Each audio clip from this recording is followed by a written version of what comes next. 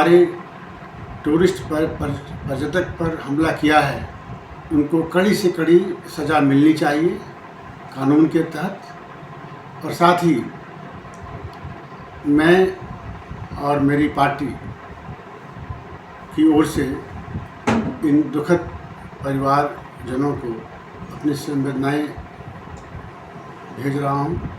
मैं चाहूँगा, सरकार से निवेदन करूँगा कि इन परिवारों को उचित मुआवजा जल्द से जल्द मुहैया कराया जाए। सर, जैसे देखा जाए प्लाइंग पे बहुत सी समस्या आती है, लोगों का कहना है प्लाइंग जो लोग बाहर जाके नौकरी कर रहे हैं प्लाइंग के माध्यम से, क्या कहेंगे इस पे आप?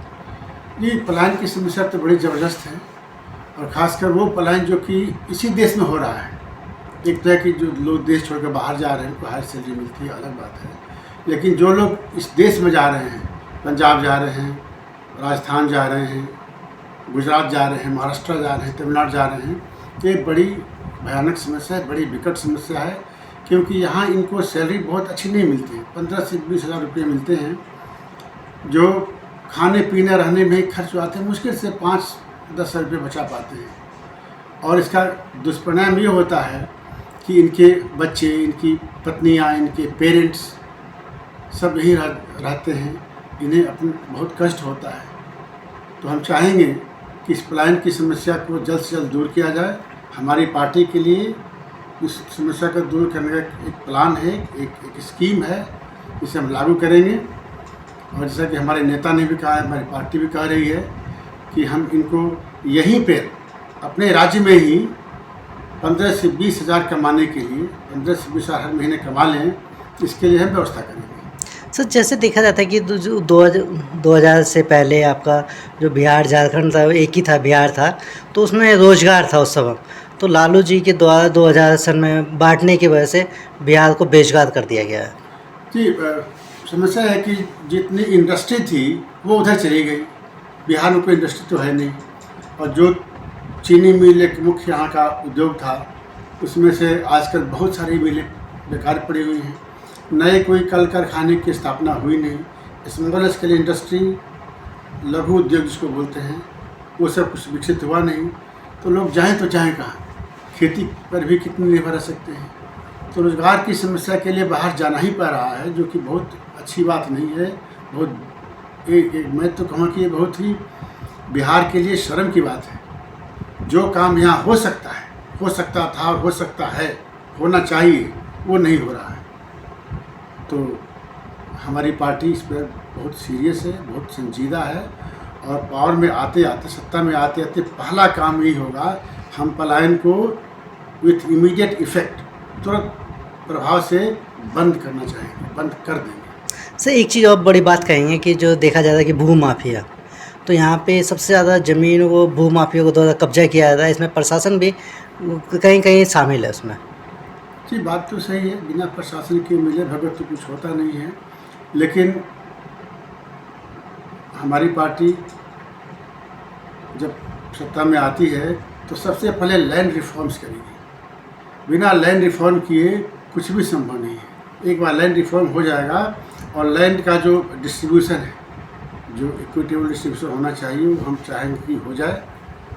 तो खासकर जो सरकारी ज़मीनें हैं जो अनयूज्ड पड़ी हुई हैं, उनको हम चाहेंगे कि गरीबों में, जो लोग नीचे तबके के लोग हैं, जो काफ़ी गरीब हैं, भूमिहीन हैं, उनको देने की कोशिश करें।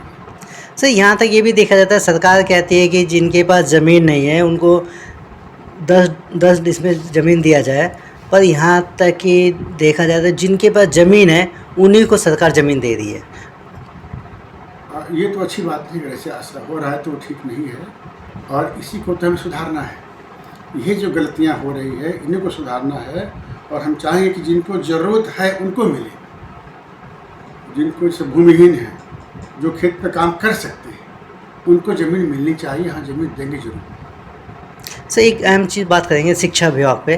तो यहाँ के जो शिक्षा मंत्री हैं सुनील कुमार जी, यहाँ तक कि देखा जाए शिक्षा मंत्री भी रह चुके हैं अभी वर्तमान में, और यहाँ तक कि शिक्षा पूरी ध्वस्त हो चुकी है। हाँ, शिक्षा के बारे में जितना कम कहा जाए उतना अच्छा है। शिक्षा व्यवस्था बिहार में बिल्कुल चरमरा गई है ही नहीं, बहुत दुखद स्थिति में है। और आप देख रहे हैं कि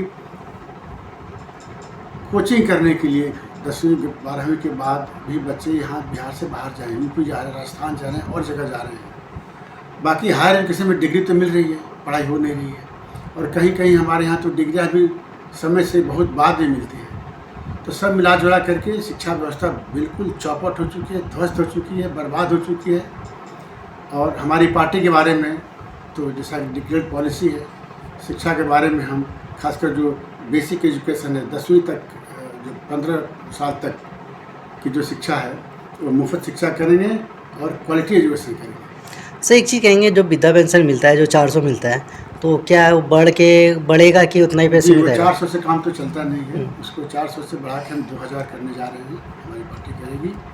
और 2000 तो शुरुआत है, कोशिश करेंगे कि जो जो समय बीतता जाएगा उसका अमाउंट भी बढ़ेगा, पर 2000 तो मिल ही जाएगा निश्चित रूप से। सर अगर जन स्वराज पार्टी अगर सत्ता में आती है तो क्या विकास करेगी बिहार के लिए? देखिए, बिहार एक ऐसा स्टेट है जिसको हम कहते हैं मेडिकल टर्म में मल्टी ऑर्गन फेलियर। ये इसका हर अंग बिल्कुल बीमार हो गया है। तो सबसे पहले जो काम करेंगे, जो हमारी पार्टी ने बनाया है 5 सूत्रीय कार्यक्रम, हम उसको सत्ता में आते आते ही लागू कर देंगे। जैसे कि पलायन का बंद होना, 15 साल के बच्चों के लिए फ्री एजुकेशन करना, 60 साल के जो बड़े हैं, बुजुर्ग हैं, महिलाएं हैं, पुरुष हैं, उनके लिए पेंशन 400 से बढ़ा करके 2000 कर देना। महिलाओं के लिए जो काम काजी हैं, जो काम करना चाहती हैं, उनके लिए सस्ते दर पर 4% एनुअल के हिसाब से ऋण देंगे, ताकि वो छोटे मोटे घर में काम, कढ़ाई, सिलाई, बुनाई, पेंटिंग जो होता है वो कर सकें। किसानों के लिए हम कोशिश करेंगे कि जो मनरेगा के लेबर हैं उनको हम खेती से जोड़ सकें, ताकि किसानों को मुफ्त का लेबर मिल सके और वो कमर्शियल क्रॉप्स उपजा सके। सर अभी आप मनरेगा की बात की हैं, तो यहाँ पे देखा जाए कि जो इस समय मनरेगा में धांधली चल रही है, सबसे बड़ी धांधली चल रही है, जो काम लेबर के द्वारा कराना चाहिए था वो जेसीबी के द्वारा काम कराया जाता है। और यहाँ तक कि जो आदमी विदेश में रह रहे हैं, विदेश में नौकरी कर रहे हैं, उन लोगों का मनरेगा जॉब कार्ड बना हुआ है, बाकी जो गरीब है उनका नहीं बना हुआ है। यही सब तो दूर करना है, यही सब जो करप्शन है, यही सब जो मिली भगत है, ये मालूम तो सबको है, कर कोई नहीं रहा है, पर हमने करीब करीब इसको आइडेंटिफाई कर लिया है। और हम आते आते जब खेती से जोड़ देंगे तो ये सारी बीमारी अपने आप ही खत्म हो जाएगी। सर क्या कहेंगे हमारे दर्शकों को? हम चाहेंगे कि सब लोग हमारी पार्टी को समर्थन दें, ताकि बिहार में नई शुरुआत हो, बिहार अपनी पिछले अतीत को प्राप्त कर सके। और आपके चैनल की हमें बहुत बहुत शुभकामनाएं। तो हम बातचीत हो रही थी हमारे विजय कुमार चौबे जी से, उनसे हमारी बातचीत हुई है, और आपको फिर नेक्स्ट वीडियो में ले चलेंगे। तब तक आप हमारे साथ बनाइए। आप देख रहे हैं बिहार समाचार। धन्यवाद।